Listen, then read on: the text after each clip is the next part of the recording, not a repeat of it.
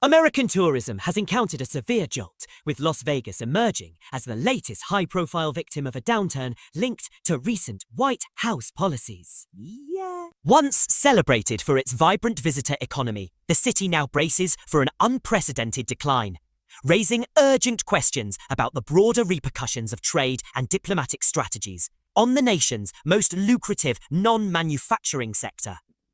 In recent months, President Donald Trump has implemented a series of tariffs and made public threats against several neighboring and overseas nations, including Canada, Greenland, and Panama.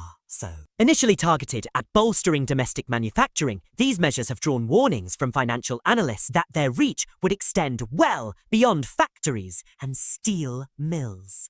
Among the sectors predicted to suffer, tourism, long a cornerstone of the American economy, ranked among the most vulnerable, as leisure travel remains one of the first discretionary expenses that consumers slash during periods of economic uncertainty.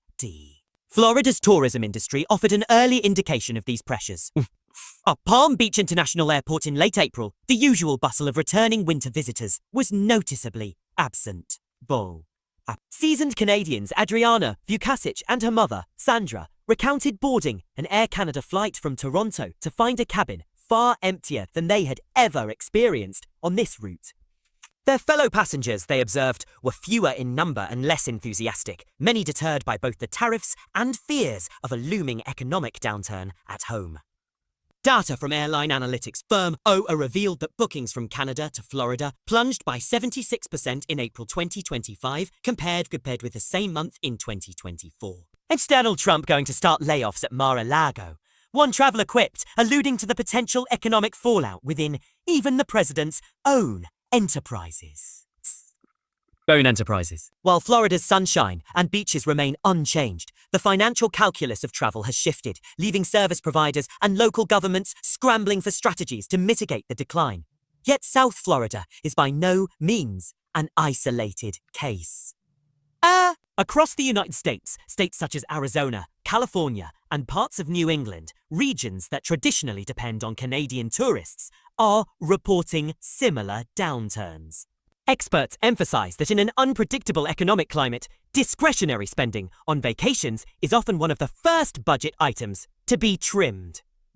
This nationwide pullback raises red flags for policymakers and business leaders alike, as tourism accounts for hundreds of billions of dollars in economic activity and supports millions of American jobs. Las Vegas, long a beacon of American hospitality and entertainment, now appears to be at the eye of this storm. Officials at the Las Vegas Convention and Visitors Authority announced last week that they anticipate a 5% drop in revenue from hotel room taxes, a key indicator of visitor spending. We are observing a measurable decline in visitation from Canada and international markets, stated Steve Hill, CEO of the authority. He cautioned that the downturn follows several months of record-setting performance, suggesting that the current lull may signal a broader shift rather than a momentary dip. Corporate reactions have been swift. MGM Resorts International, owner of 9 of the Strip's most prominent mega-resorts, has begun trimming its concierge staff at properties, including the MGM Grande, the signature at MGM Grand, New York, Mandalay Bay, Park MGM, and Vdara. In an official statement, MGM attributed these cuts to a change in guest preferences, noting that modern travelers increasingly manage their own bookings for dining, shows, and experiences.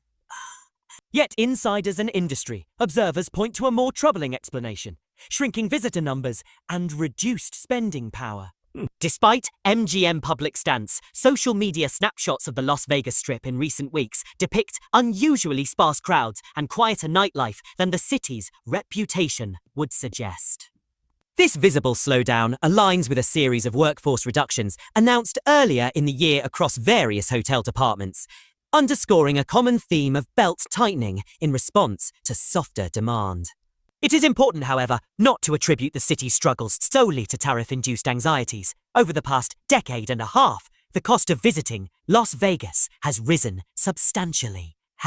Once known for free amenities, such as all-you-can-eat buffets and complimentary parking, have largely vanished or carry steep fees. With the price of a room, meal, or parking pass climbing, visitors find their budgets stretched thinner, reducing the appeal of a destination once prized for its affordability. Cumulatively, these cost escalations compound the reluctance of tourists to allocate vacation dollars to a locale where both daily expenses and gambling losses can escalate rapidly. Still, the timing of these economic headwinds cannot be disentangled from the current administration's foreign and trade policy posture. Diplomatic tensions and public threats against friendly nations have diminished America's appeal at a time when international goodwill is crucial for attracting visitors. So, the result is a palpable erosion of confidence among would-be travelers who once viewed the United States as an open and welcoming host. At the core, the situation bears a stark parallel to Mr. Trump's earlier ventures in Atlantic City, where his casino enterprises ultimately succumbed to bankruptcy amid fierce market competition. Today, Las Vegas's downturn raises a similar question. Can a tourism industry, once judged resilient enough to withstand economic fluctuations, endure a sustained period of geopolitical friction and rising cost? The stakes extend far beyond the Strip or South Florida beaches. South Florida beaches. Tourism is a vital engine of economic growth, supporting a vast network of hotels, restaurants, entertainment venues, and ancillary services from coast to coast. A protracted slowdown threatens not only corporate bottom lines, but also the livelihoods of countless workers and the fiscal health of municipalities dependent on tourism-related tax revenues. As American lawmakers across party lines assess the unfolding crisis, the imperative is clear. Re-examine policies that deter international visitors and undermine confidence in the nation's economic stewardship. Beyond the political theatre, there is a substantive risk to the United States standing as a premier global destination. Restoring stability and goodwill in trade and diplomatic relations may be as critical to the tourism sector's survival as any investment in infrastructure or marketing campaigns should. In the final analysis, tourism is more than discretionary spending. It is a reflection of international perceptions and America's role on the world stage.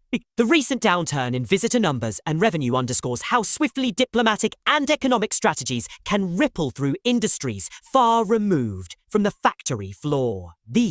For the sake of national honor and economic well-being, policymakers must weigh the broader impact of tariffs and threats, lest the nation's hospitality sector suffer further collateral damage, and with it, the very spirit of openness that has long defined the American experience.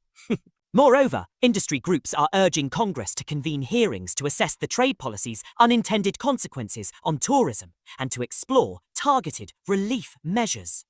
Proposals under consideration include temporary exemptions for travel-related services, enhanced marketing agreements with foreign partners, and streamlined visa procedures to rebuild American appeal abroad.